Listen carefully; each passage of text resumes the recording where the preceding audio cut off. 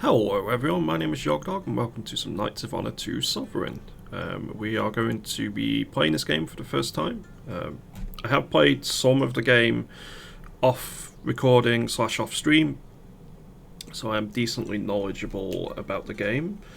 But yeah, this will be the first time I've recorded any footage for it. So Knights of Honor 2 Sovereign is a strategy game set in the medieval period. You control a nation and its armies, its diplomacy, its trade, etc. It's not quite a grand strategy game in the vein of the Paradox games, for example. So it's not Crusader Kings or Europa Universalis, but it is still a pretty heavy in-depth strategy game, and I've enjoyed playing it quite a bit.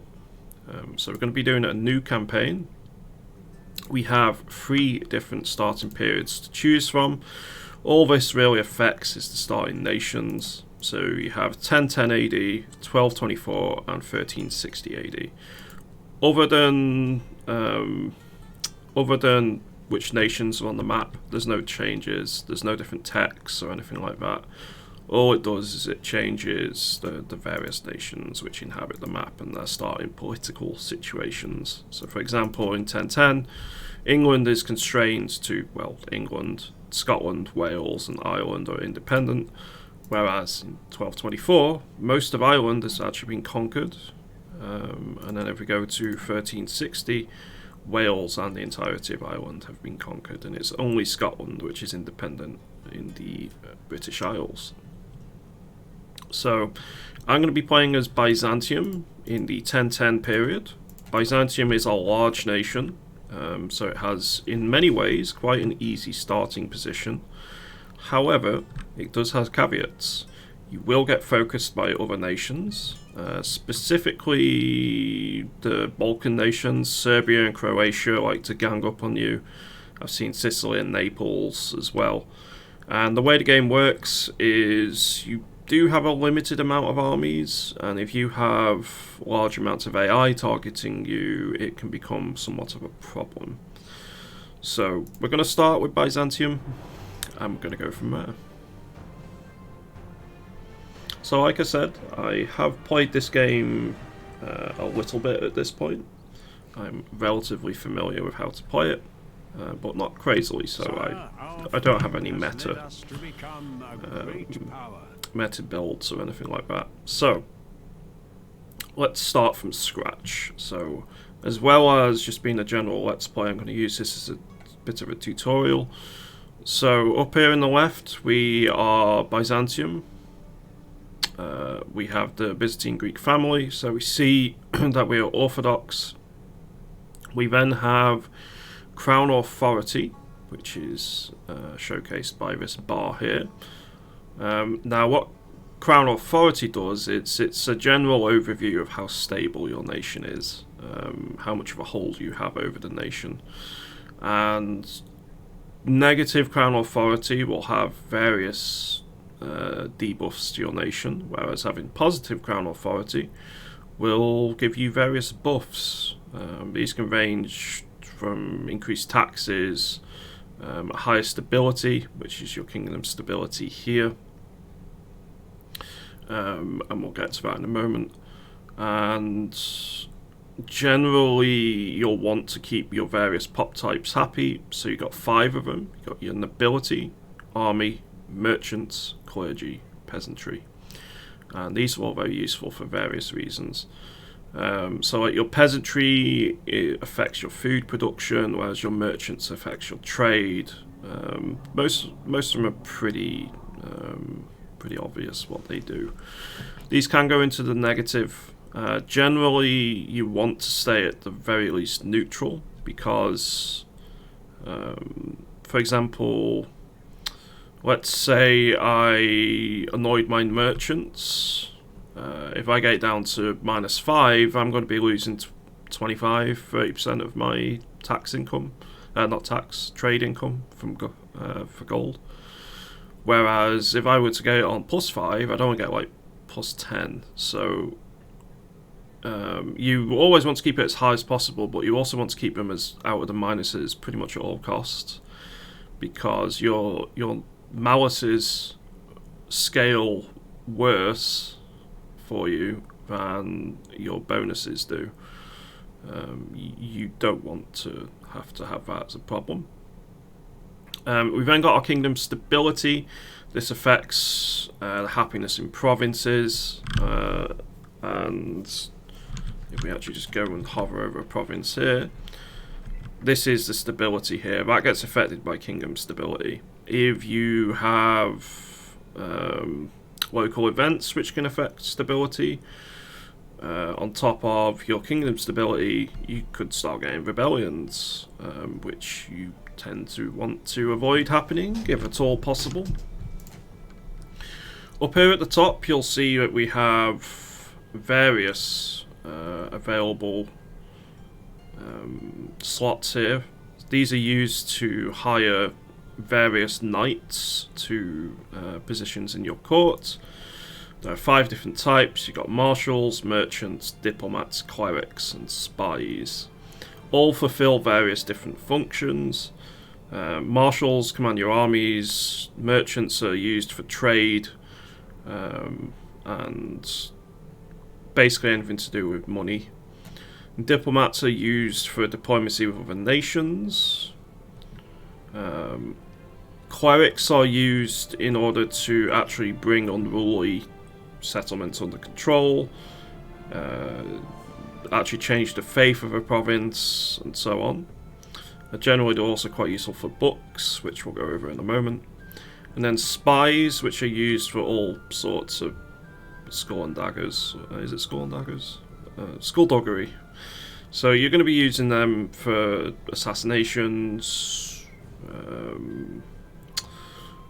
I've not really used the spies too much, to be honest. I tend to use other ones, but they're also helpful for dealing with enemy spies in your own nation. So I usually hire one and just let them deal with that sort of thing. Here at the top right, we have our royal treasury. So that's the amount of gold we currently possess, plus the monthly income. So if we click on that, we can actually go in and get a more detailed breakdown. So we're currently spending 5 on clerics, and that's about it for our expenses, whereas we have plenty of income from various means, whether it be royal lands or trade. We then have books. So books are used for a couple of actions by your various knights, but they're mostly used to upgrade the skills of those knights. So if I head to our ruler, for example, if I go to character level here, I can choose specific abilities or skills for that particular knight I've clicked on. So our ruler is actually a diplomat, so he's mainly got diplomacy focused skills available.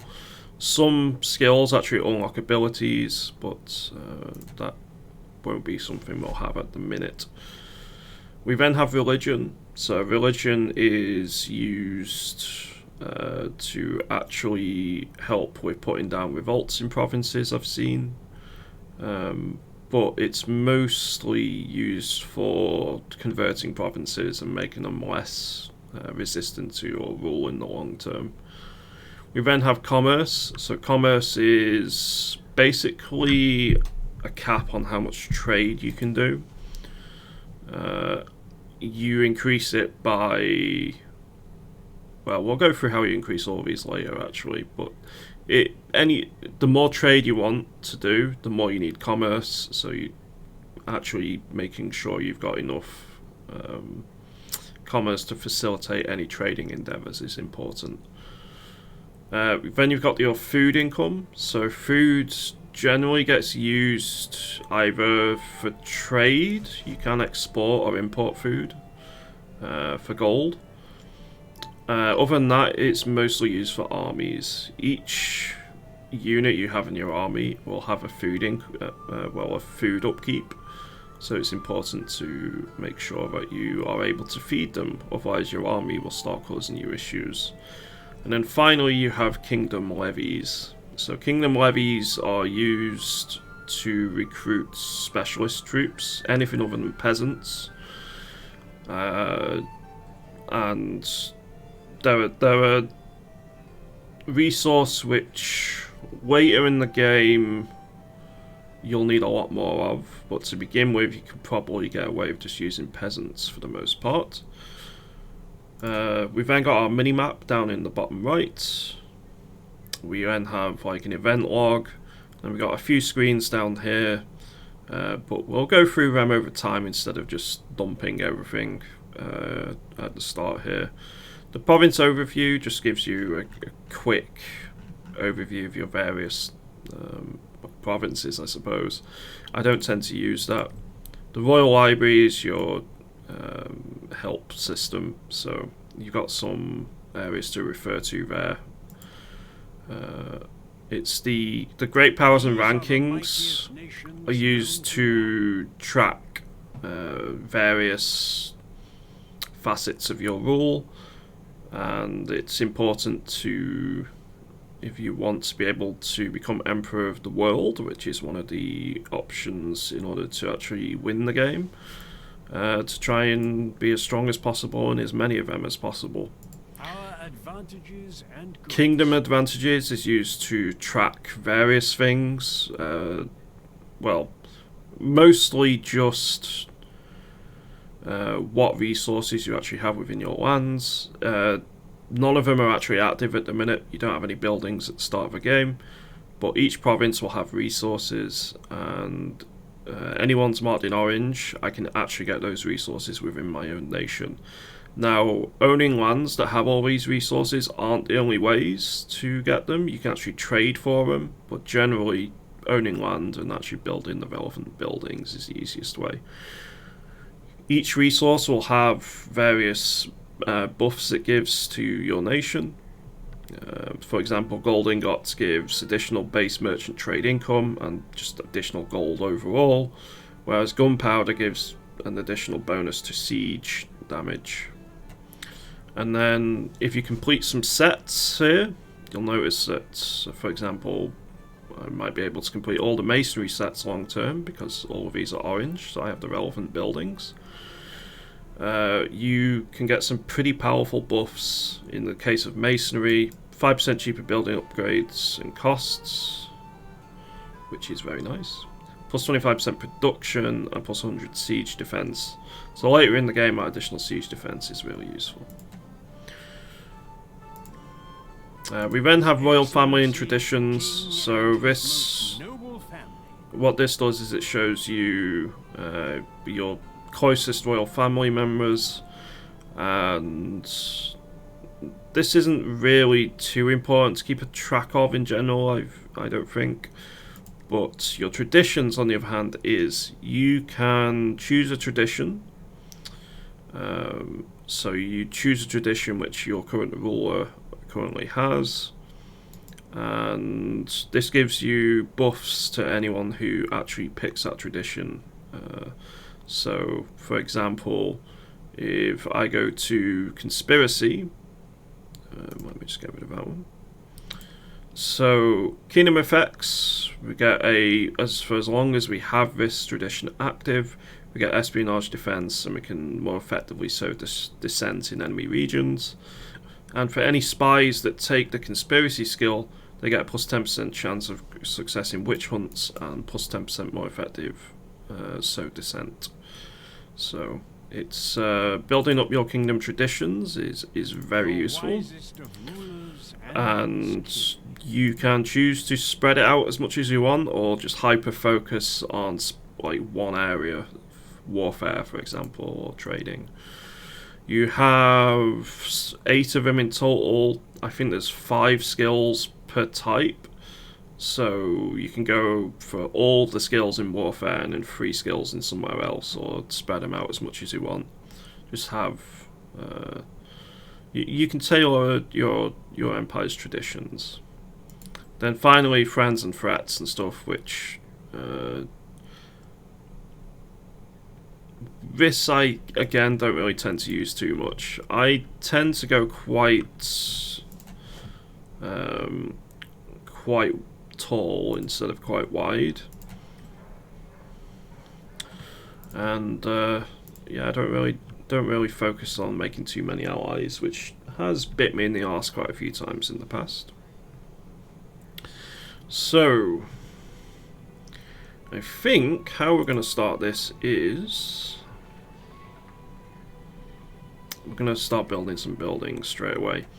So if we go to Constantinople, which is one of our main provinces in Byzantium, you'll notice there are various different buildings here. So it's kind of organised in a tech tree sort of way. Royal palaces would need me to get lords' castles, and a lord's castle needs me to build a barracks. And generally, the higher up they are here, the more expensive and the harder they are to build. So if I wanted to build a merchant's guild, I would need to get a market square down, then artisans, then the merchant's guild. And it offers some pretty big buffs. So a merchant's guild would give me an additional 12 gold and 6 commerce, plus additional fame, which we'll get to later on. Whereas if I just want to build a market square, it's much more cheaper. We just get 1 gold and 1 commerce, but we do get a little bit of happiness in our pops. Once you've actually built them, you can actually add upgrades on which improve the buildings. So scribe offices, on top of the inherent buffs to market squares, adds an additional book and gold income for every market square in every settlement. So although I build the buildings individually in each settlement, so if I were to put a market square down in Constantinople, for example, if I wanted one in Thessalonica, I'd have to go build one over there as well. The upgrades are shared across every single building of that type. So I'd only need to click that once, pay for it once, wait for it to complete once, and then it would apply to every single market upgrade, market square that I've built in any province, or I'm going to build in any province after that fact. So at the bottom, so I should say all of these are the same each time. The only ones you will see that don't appear sometimes is these ones, the sea buildings, harbours, admiralties, etc. on landlocked areas, or there are some coastal areas that don't have ports. Basically, if a region doesn't have a port, you won't see these, so you'll just see these for groups instead. In addition to the groups that appear everywhere, regions often have unique buildings, or maybe not unique, but if they have something like, say, marble deposits, they'll be able to build a stoneworkers in the area. That's important because some of these produce trade goods, which are really important for various upgrades and giving various buffs to your nations. So that's something to keep an eye on as well. And I think the way we're going to start this one off is I could go straight with a stoneworker in Adrianople, but they're not what you'd class as cheap. It would clear me out pretty much straight away. And woodworkers don't give me the most money to begin with, but they do reduce costs moving forward. So I think I'm just going to go through and get some woodworkers queued up.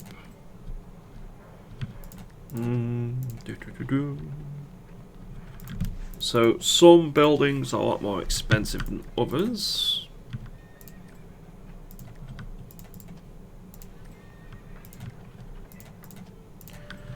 I was hoping to find another woodworker to put down. So the reason the woodworkers are good is they actually reduce the cost of any more buildings in that province moving forward. Okay. So now we just need to wait again and let some gold build up.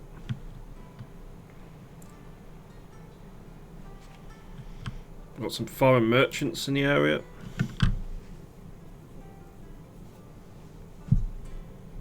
My name is worth many bags of gold. Okay, so I need to actually assign my knights to towns here. I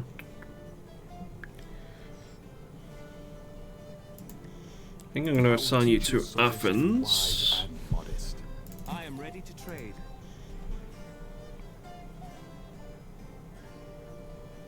Could send you to Ankara.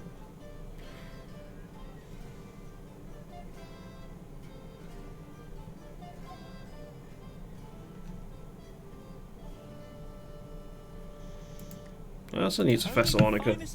So once I oh, defensive pact. Germany. Interesting. Not good, but interesting. So once you've actually assigned one of your knights to a province, they actually give you buffs, which is nice. So like a trader will give additional gold, a cleric would give extra religion and books, so on and so forth. It's very useful. My first trade deal here is done. A kingdom has joined a defensive pact against Everyone's joining that defensive pact, it seems. Let's get a sheep farm built over here. Defensive pact against us has gained another support. And here. I'm probably going to need to think about getting an army fairly quickly, because what happens is Pagan heresy has spread to one of our neighbors. paganism. What happens is the AI will start trying to attack me at some point. Export some food. A new construction has been finished, my lord. So we'd gain 40 gold for 20 food, sure. I bet this will turn to profit. I'll take that. At your service, sire. I think that's probably a worthwhile trade.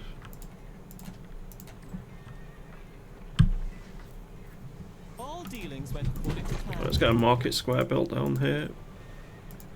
A kingdom has formed a defensive pact against us. Salt trade.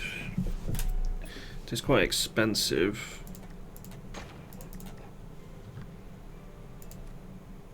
A kingdom has joined a defensive pact. Everyone is joining against us. We have erected a new So the building. reason that they're doing this is because we start as one of the bigger nations in the game. The AI is decently scared of us. A new building has been finished, sire. Might just build sheep farming here next. And you might be able to hear my cat is on a mad half hour in the background. We have erected a new building, sire. River trade and irrigation. Diplomatic message has arrived. A new construction has been finished, my lord. Jerusalem wants us to join a war. I am going to refuse.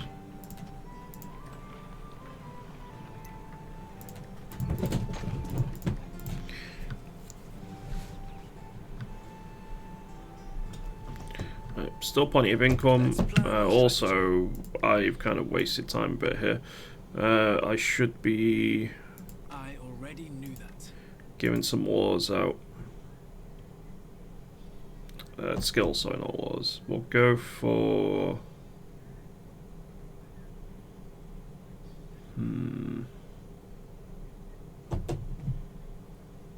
Let's go for some leadership, rhetoric. I guess we'll go strategy and trading. The slickest tongue in the world. Slickest tongue in the world. Building, sire. Uh-huh.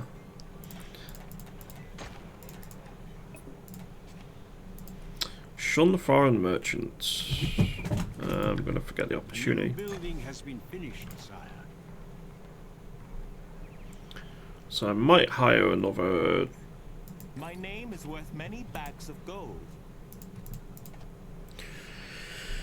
Yeah, I might hire another knight soon. We have erected a new building, sire. Definitely going to go for trading.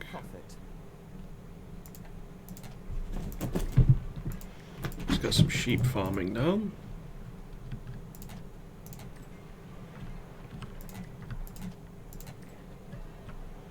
Mineral trade.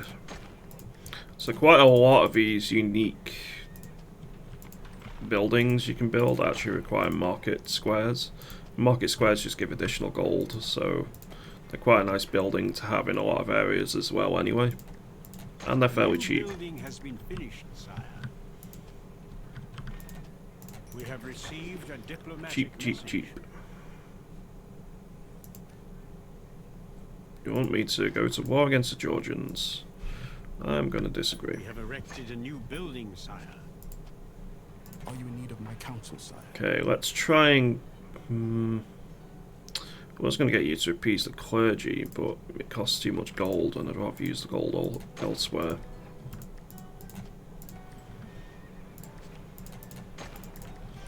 So, the industries in an area are semi-randomized. There's certain areas which will always have, for example, roads will always have a pirate haven.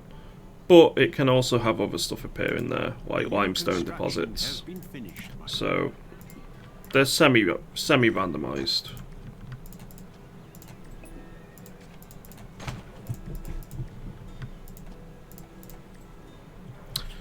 Amber trade. Yeah, we'll do that. I'll expand the trade in rum. Seems like a good idea to me. We've pleased our merchants, sire. So the merchants are happy because we actually expanded trade in an area. Let's try and keep it that way. I definitely think I'm going to need to actually hire an army soon though, or marshal. A new construction has been finished, my lord.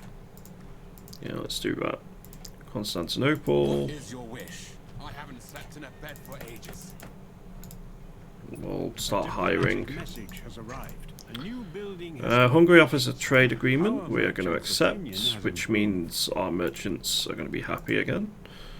I'm not going to send my cleric over because it's going to cost 800 gold to do that.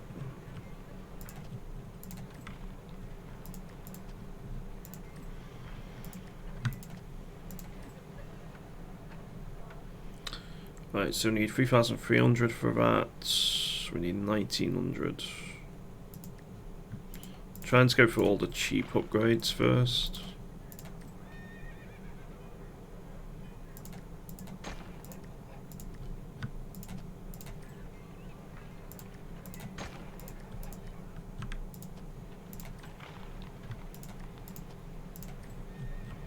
Might actually put the hill forts down in Dubrovnik because I feel that would be a good idea. A new construction has been finished, my lord. Make it a bit more defensible in the area. We also can actually buy some more Some of our lands are skills here. ungoverned, my lord. Learning 1 or writing We have 1. erected a new building, Let's go sire. writing. Yes. Also, I need My to lord, assign you war to... has been declared upon us. There we go. The Pechenegs have attacked us. It's not good.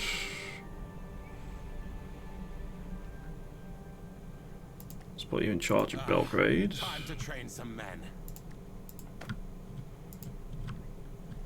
I am ready. What is your wish? Right, what skills have you got available? Give you logistics, and then we'll hopefully be able to give you a better thing soon. So the Pechenegs are up here. They control quite a bit of land to our northeastern border.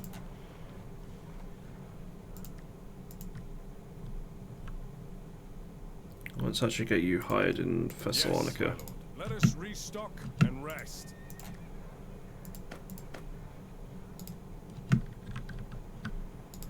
And keep gathering as many forces as we can, because yeah, they've already got a super big army.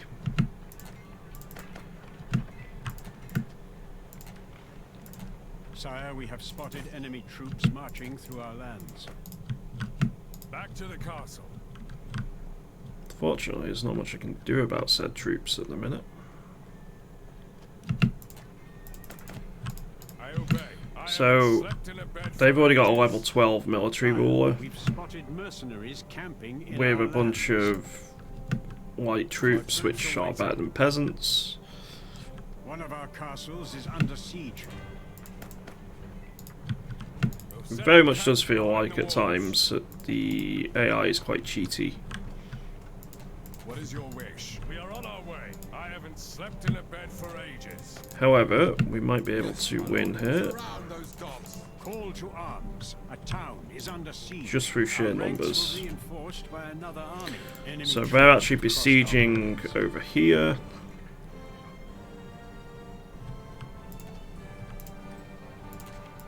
Let's get saltpeter trade down whilst we can. The enemy is besieging one of our castles. We should win that When is fight. the cavalry coming? What? Ah, right. I got it. We have received a diplomatic message. Croatia wants a trade agreement. I will agree to that. So I'm worried that some of the other nations might end up joining this war.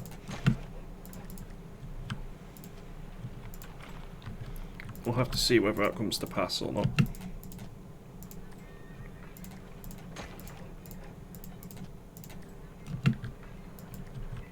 A new construction has been finished, my lord. They are running like sheep. Okay, they have fled the field. As you wish. Our scouts have spotted a mercenary camp, my lord. Enemy troops have invaded our lands. I will crush these bugs. More troops have come to aid in our battle. Sire, Okay, some of our we need to provinces actually are left assign our ungoverned. second We marshal have to erected somewhere a new here. building, sire. Let's give it to...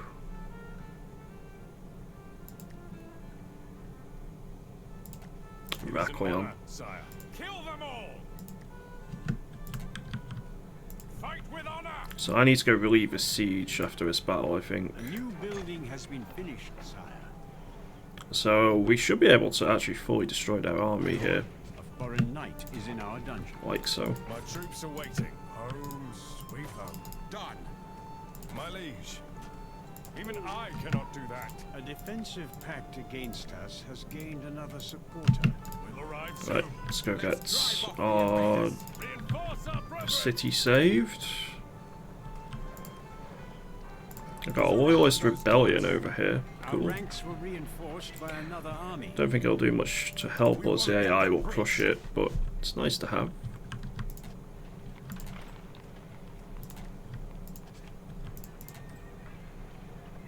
Let's get a market square down over here. A mercenary camp was spotted within our lands. A diplomatic message has arrived. These pathetic roaches are running. Yes, my lord. To battle and victory. For order, attack. For valor, attack. Yeah, the AI does Construction like has been to finished, my lord. really commit to fights. They probably shouldn't at times. More troops have come to aid in our battle.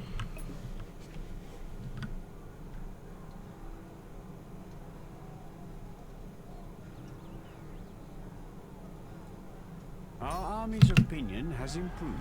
The enemy army leader was slain. Let us restock and Alright, rest. nice. They're marching. Armies moving back to the castle.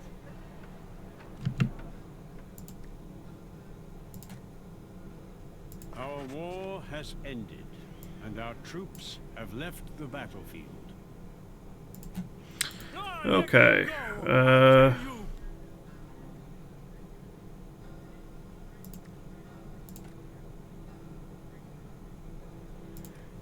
We now have peace.